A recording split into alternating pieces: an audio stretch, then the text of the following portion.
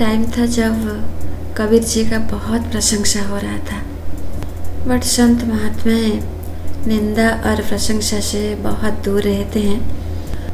कबीरा कबीरा क्या कहता है, जा जमुना के तीर एक गोपी के प्रेम में बह गई कोटि कबीर। श्रीमती राधा रानी जी के बारे में कबीर जी कहते हैं, श्रीमती राधा रानी जी का आंख से प्रेम का अश्रु बहती थी। कबीर जी का ये कहना है, अश्रु विरह का होती है, दुख का होती है, प्रेम का अश्रु नहीं होती। पर श्रीमती राधा रानी जी का आंख से श्री कृष्ण जी के लिए प्रेम का अश्रु बहती थी। एक दिन रुक्मिणी मैया विदुर जी से कहते हैं, हर तरफ राधा कृष्ण का चर्चा हो रहा है, हम राधा जी से मिलना चाहते हैं, पर ये राधा है कौन? पर ये राधा अप्सरा है या देवी? रुक्मिणी मैया से विदुर जी कहते हैं, राधा कृष्ण का बचपन में देखा हूँ, राधा कृष्ण का बचपन में देखा हूँ, पर राधा कृष्ण को मैं जान नहीं पाया हूँ। रुक्मिणी मैया कहते हैं, मैं राधा जी से मिलना चाहती हूँ, आप राधा जी से मिलने का बंदोबस्त कर दीजिए। ये बात विदुर जी श्री कृष्ण जी से आकर कहते हैं, हे कृष्ण, रुक्मिणी राधा से मिलना चाहते हैं। सफ़ेद हाथी के ऊपर सवारी होकर रुक्मिणी मैया बरसाना में पहुँचते हैं। बरसाना में एक एक करके सबको पूछते हैं, राधा कहाँ मिलेगी? सबने एक ही बात कहते हैं, राधा जमुना किनारे मिलेगी। अच्छा, रुक्मिणी मैया जमुना किनारे जा पहुँचते हैं। रुक्मिणी मैया को पहले कभी कोई नहीं देखा था। अपना परिचय छुपाते हुए रुक्मिणी मैया जमुना किनारे पहुँचते हैं। जमुना किनारे कोई नहीं, दूर से नजर आती है कोई बैठी है, यहाँ तो कोई नहीं। ये बंशी का धुन कहाँ से आ रहा है? ये बंशी कौन बजाता है?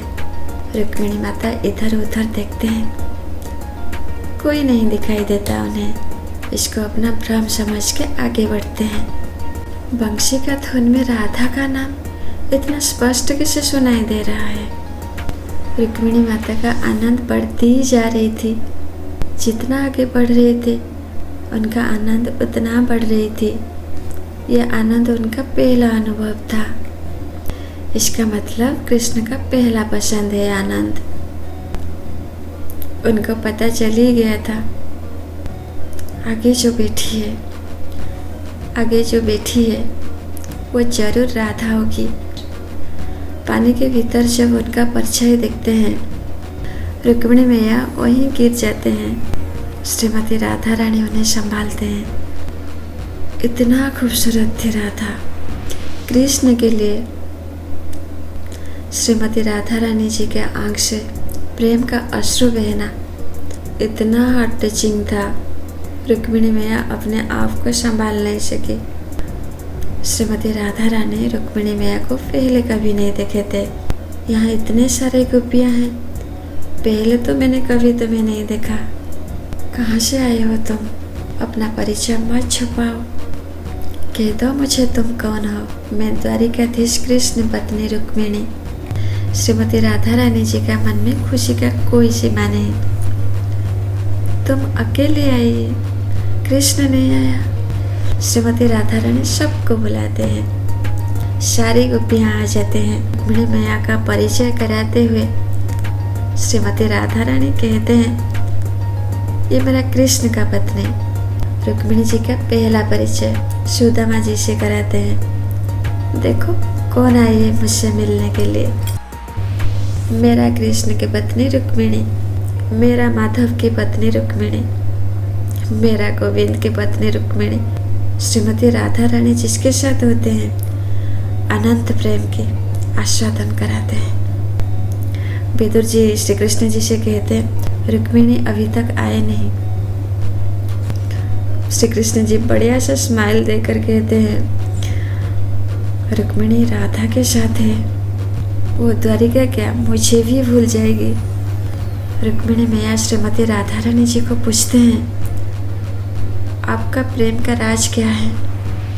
श्रीमती राधा रानी कहते हैं, प्रेम का राज है कृष्ण। कृष्ण को अगर पाना चाहते हो, कृष्ण का प्रेम बन जाना, पत्नी बनकर कृष्ण का साथ रह सकते हो, कृष्ण के पास रह सकते हो, कृष्ण को पा नहीं सकते हो, हमेशा कृष्ण का प्रेम बनकर रहना। यही सेम उपदेश माता सती अनसुईया ने सीता मैया को दिए थे। श्री कृष्ण जी रुक्मिणी जी का राह देखते थे। रुक्मिणी वृंदावन से लौटेगी और राधा के बारे में कुछ कहेगी। कृष्ण खड़े थे, सबको इंतजार था राधा जी के बारे में कुछ सुनने को मिलेगा। रुक्मिणी मैया पहुंचते ही कृष्ण को पकड़ के जोर से रोते हैं, मुझे माफ कर दो कृष्ण, पहले तो बताओ क्या हुआ, क्या हुआ? पहले मैंने राधा मोहन को देखा, उसके बाद राधा माधव को देखा, थोड़ी देर बाद राधा गोविंद को देखा, राधा कृष्ण को देखा।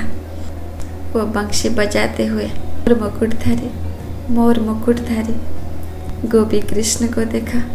राधा कृष्ण को अलग होते हुए मैंने कभी देखा नहीं, ना यहाँ ना वहाँ। ना राधा कृष्ण कभी अलग होंगे। राधा कृष्ण सदा अमर रहेंगे। जो कभी बदलता नहीं वो है प्रेम, जिसका अंत कभी होता नहीं वो है प्रेम।